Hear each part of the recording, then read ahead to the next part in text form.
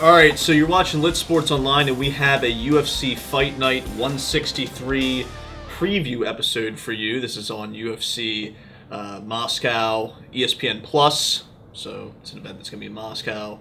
And we just want to highlight two of the big fights from this card, starting with Alexander Volkov and Greg Hardy going at it. Now, I know you're of the opinion that Alexander Volkov is by far the better fighter. Although, am I mistaken? Did he just lose a fight, or He lost. He's been out for a year.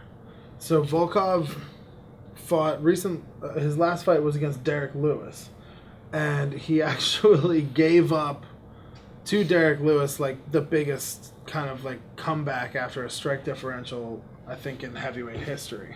He was outstriking Derek Lewis by like 50 or 80 strikes or something crazy, and then in the last round decided to kind of brawl with Derek Lewis, and that is never a good idea. Derek Lewis hits crazy hard, can knock out anyone in the division with one punch from either hand, and Volkov, for whatever reason, even though he had been picking apart Lewis the whole fight, at the end of the fight just stayed in the pocket and traded shots with him, and it led to him getting knocked out late in the fight. I can't remember if it was a 5-round fight or a 3-round fight, but it was the end of the last round of the fight. And Derek Lewis was exhausted and was just thrown from his hips and just caught Volkov. And it was just a bad move by Volkov, to be honest. But that being said, I think you're right. I mean, he's a better fighter in every aspect of the game than Greg Hardy. But so Greg Hardy right now, so he's undefeated except with the one that was kind of like I don't know if you say a disqualification or no contest. So he hasn't lost a fight though, right? He hasn't been knocked out by anybody or anything like that. No. Did he lose a decision? I can't remember. But his last fight was ruled a no contest because he used an inhaler in between rounds, which they have explicitly said is not permitted in his UFC Moscow fight against Volkov. So, yeah, Greg Hardy is looking great, man. I mean, what else do you expect from an NFL level athlete? He's gonna come in. He's gonna pick up the skills quicker than most people would, having never trained those things before, and he's looked good. He's been able to get some quick finishes. He's been able to use his speed and his athleticism to overcome skill differentials for the most part. And he does look better every fight. His striking looked far better in his last fight than it did the fight before that. Not only that, but his cardio looked better. He gassed out crazy in his second to last fight, and then in his fight against Ben Sassoli, he still gassed out, but it wasn't nearly as bad. So you're seeing incremental improvements in every area of his game. So he is looking better, but at some point he is going to meet somebody. Either A, he's going to meet somebody who can keep up with him athletically, like a Francis Ngannou, or he's going to meet somebody who's just a better fighter. He's going to run into a Derek Lewis who has better boxing and a little more power. He's going to run into an Ngannou who's a better athlete and a better boxer. There are guys out there that athleticism can only take you so far. Look at Brock Lesnar. Look at Brendan Schaub, who also made it on a training squad in the NFL. Travis Brown, who was athletically crazy. All these guys, eventually you run into somebody who's just better. They've devoted more time, and you can't overcome those skills at a certain point. And Greg Hardy will get to that point. We'll see if it's this fight. I think it could be very easily. Volkov has a much bigger reach. He's a taller, skinnier, lankier dude, but he's a better boxer. He's a better kickboxer. He has better takedown defense, I think, than Greg Hardy does takedowns. Probably takedowns than Greg Hardy does takedowns. Who knows? But Volkov has not fought in a year. Correct. And I feel like Hardy's been fighting.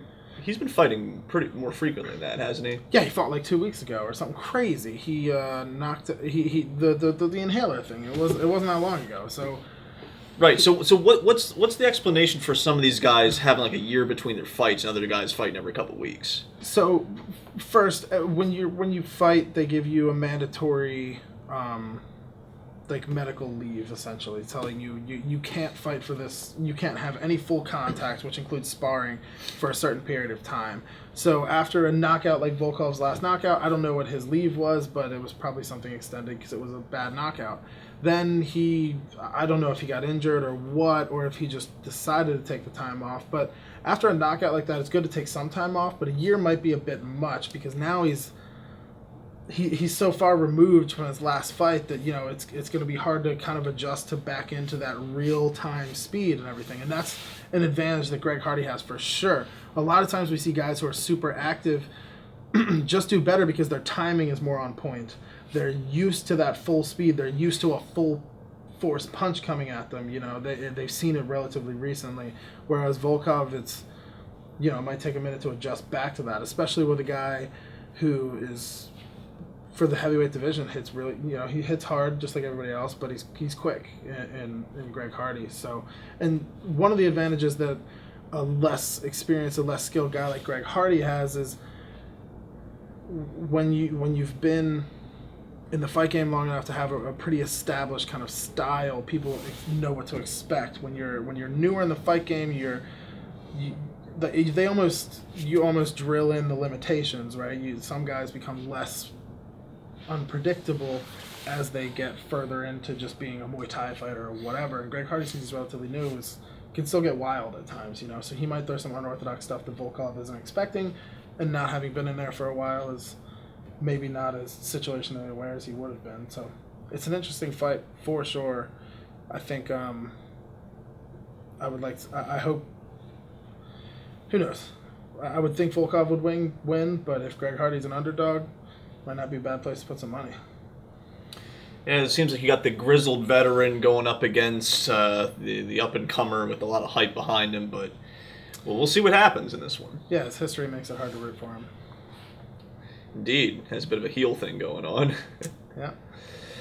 But then the other fight we wanted to discuss is Zabit Magomedsharipov going up against Calvin Kattar.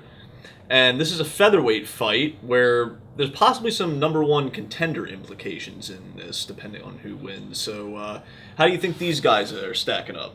I think there is for sure. And Calvin Kattar has some good wins under his belt. His last win was against Ricardo Lamas. And Lamas is a big name. He's fought for the title and everything. And he's kind of on the back nine of his career. But it's a big win nonetheless, especially to win it the way that Kattar did. It was real decisive. Kattar kind of dominated the striking game, got some takedowns. But Magomedsharipov just has a ton of hype behind him. I think he lost one fight by decision. And other than that, he's just a monster. He's a big guy for the division. He's real tall and kind of lanky. But his style is just so crazy.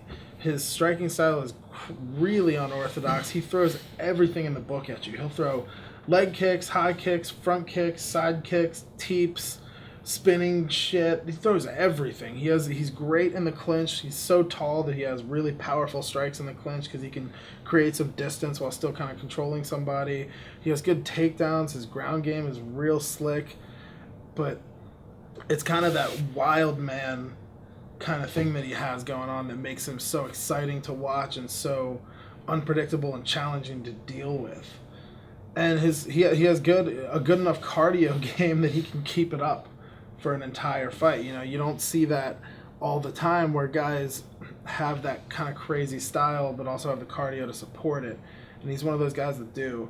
And both of these guys have been talked about as being, future world champions. They're both young and early on in their UFC careers. So even if they lose this fight, it's not going to be anything that would say they wouldn't get a title shot at some point later in their career. But both of them have a good amount of hype behind them. So it's kind of fun to see this fight because it's two guys up and coming. Both have a loss relatively recently, but both have wins over big name guys and are kind of getting to that point where they're going to be thrust into that top 10 to 5 to 3 range, potentially with a win in this fight. So it's always fun to see a fight that going in is going to pretty significantly impact the future of the top of that division.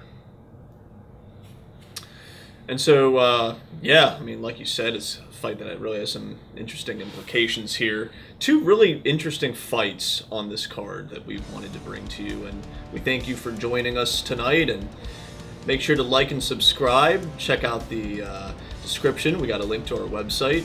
Stay tuned. It's on ESPN Plus. I like Disney Plus. Yeah, exactly like Disney Plus, Alex.